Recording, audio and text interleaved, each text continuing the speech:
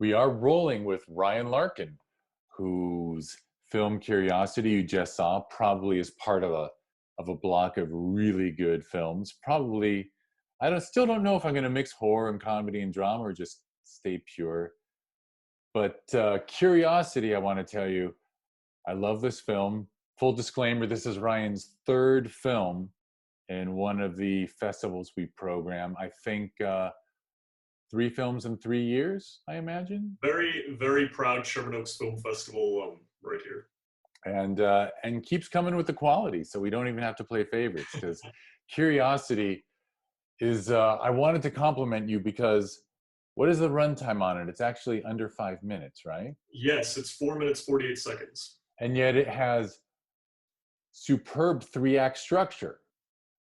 I have to commend you on that, because it's just such an engaging, intriguing concept. And you start off with him noticing the shadows, and then Act 2 is something's in the room with him, and then Act 3 is the security guy shows up. So bravo to your screenwriting instincts. Well, yeah, I'm glad that played out. They're very small acts, but generally, yes, follows the trajectory. You do, and that's what makes it even an even better audience experience. But obviously, if we were in the theater and people were throwing their hands up to ask you questions, one of the first would be, where the idea came from, and did you create that footage yourself? Did you download images from NASA and then have someone digitally stick scorpions with a really creepy face? Really good monster creation, by the way. Thank you. Yes. The original idea for Curiosity, it was inspired by a prompt from the Houston Cinema Arts Society. Once every year, the society basically presents a filmmaking challenge where filmmakers across the world are encouraged to take imagery from the NASA website, which is, kind of open to the public for creative use, and incorporate that into a film, a creative project. And traditionally, for the many years that this program's been going, people use that footage for documentaries, because it's not explicitly designed for movies. It's a lot of footage of newscasters reporting on NASA accomplishments. It's a lot of 3D animations of things moving through space, just for educational purposes. But when I was going through the library of images, I noticed that there was an image series from the Curiosity rover, which was taken by the rover's hazard cam, which, because of the extreme distance from Earth to Mars, the rover has to send images of the ground in front of it back to Earth so that the people controlling it know where to send it next. They can make sure it doesn't run over anything bad, for instance. So there's a ton of imagery that's just the ground in front of the rover, where you see the rover's shadow being cast on the ground. It's a low-res camera because it's only meant for navigation. They have a different camera for taking landscape shots and whatnot for scientific study. But when I was going through these images, I thought these are actually kind of creepy.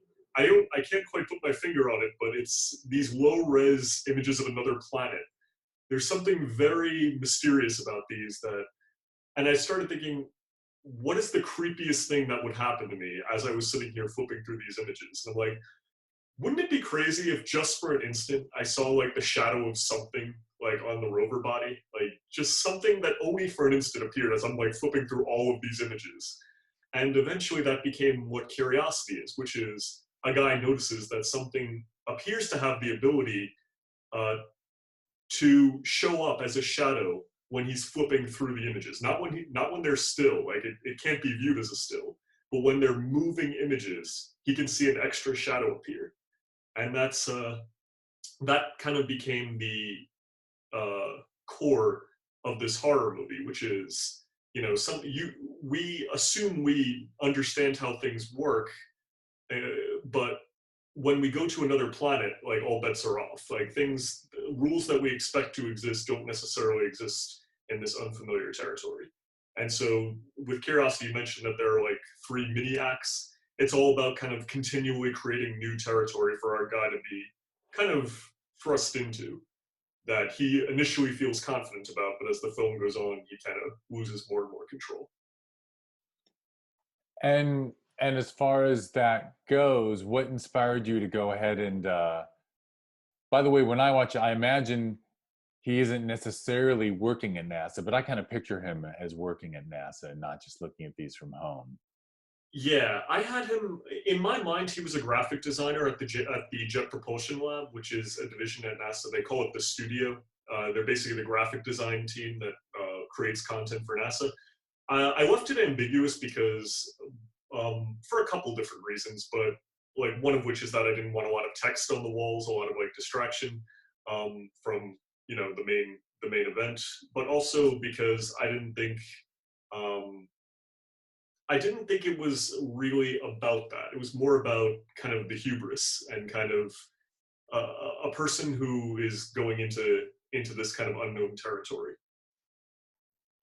Right. And then my question was going to relate to, so when did it inspire you to say, okay, well, I'm going to have these things he's seeing on another planet, which probably wouldn't, it'd be creepy, but you feel a pretty safe distance.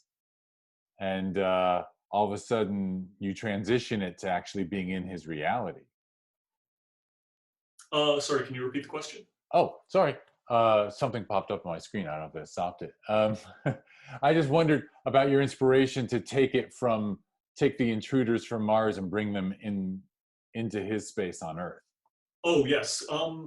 The idea of breaking barriers, I think, is kind of essential. It's at the core of all horror movies. It's something that is viewed as immutable or sacred being taken and just messed with. Like making the audience, lulling the audience into a false sense of security, and then showing that the protections that they thought, or an assumption that they had, was wrong the whole time. And with curiosity, the idea of this, like the main character's sense of security comes from the separation between two spaces, the the world of Mars as depicted in these black and white photographs, and his own world, which is this very tiny little office space. And as long as that separation exists, he feels perfectly comfortable with inserting himself into this world, like kind of messing with it or exploring it, or just kind of proceeding. When he just sees the shadow, he proceeds without a thought as to what the implications of this might be. He feels absolutely secure following up on this discovery, just being alone in this little room. And yeah, the first sign that things aren't going his way is obviously when these things start looking at the camera lens in the photos. You see them turn, like, I seem to acknowledge that someone's watching them. And that's unsettling, but not enough to make him stop. I figured that to make him stop, you have to really take that creature out of that world and have it cross into his, show that a barrier he thought existed wasn't there.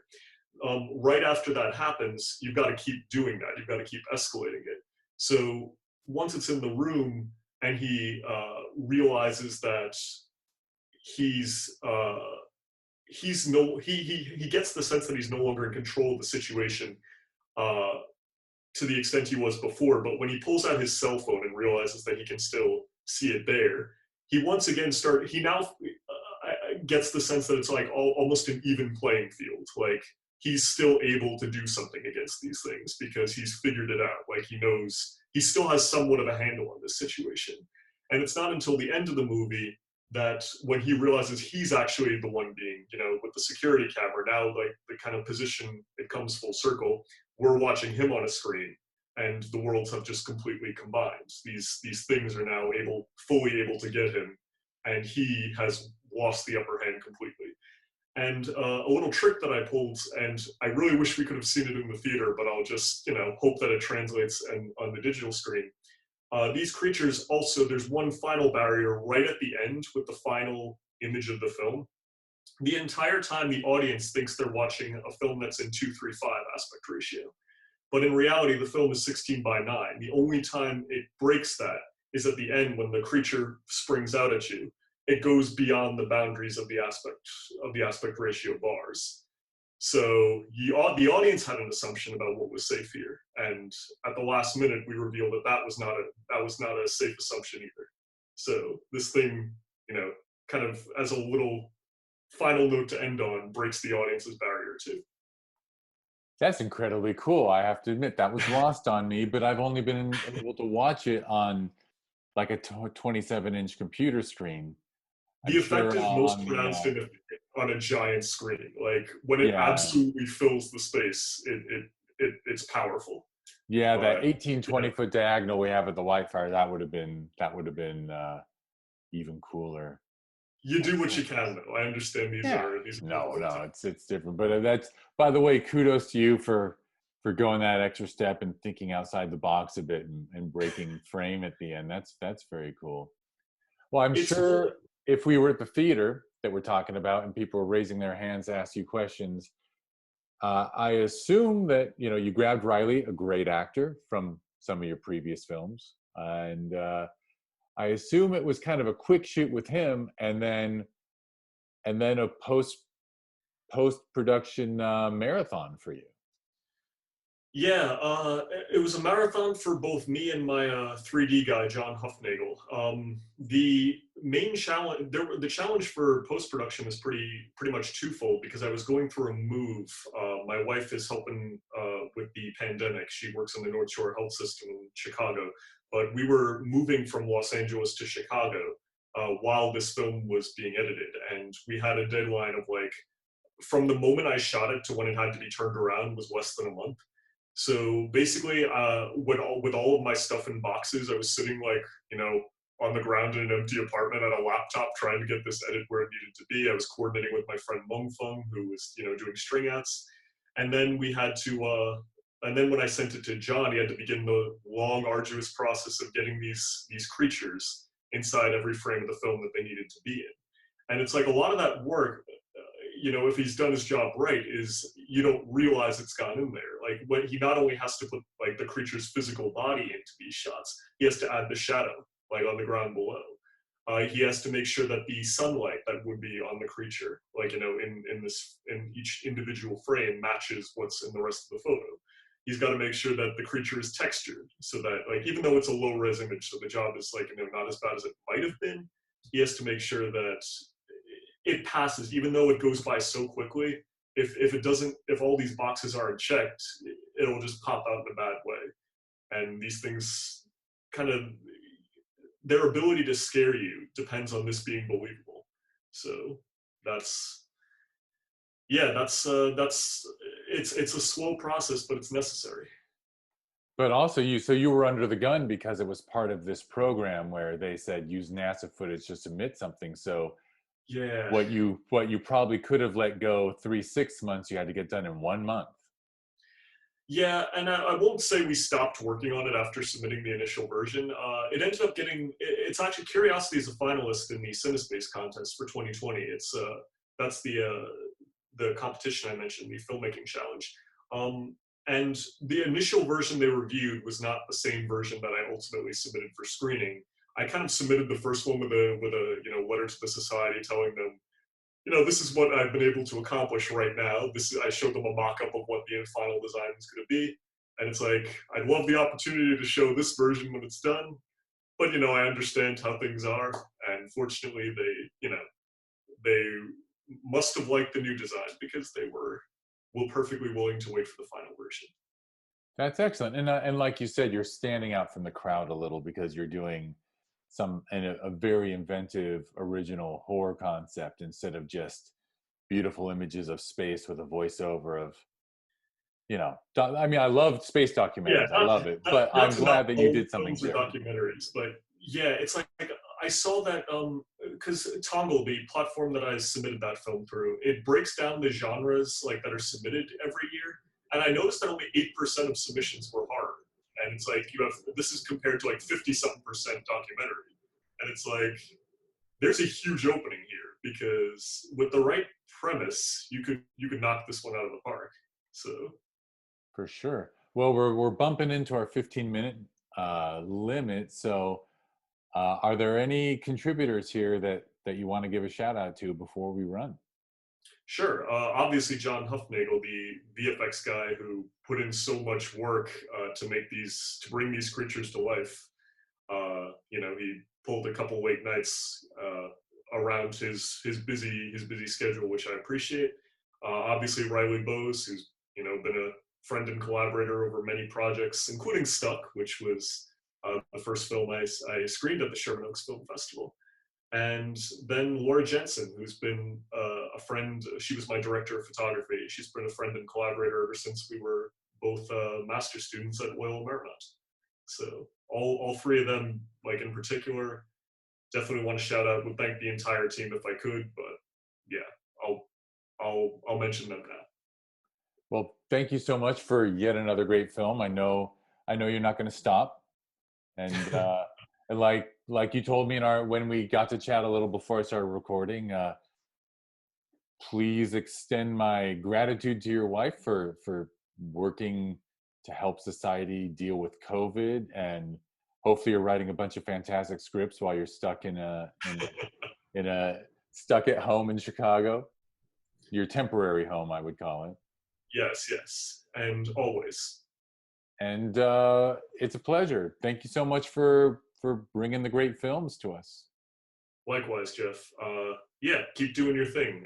Your festivals are consistently entertaining. So, All right. and all the filmmakers appreciate your investment, in the talent that you feature. Thank you so much.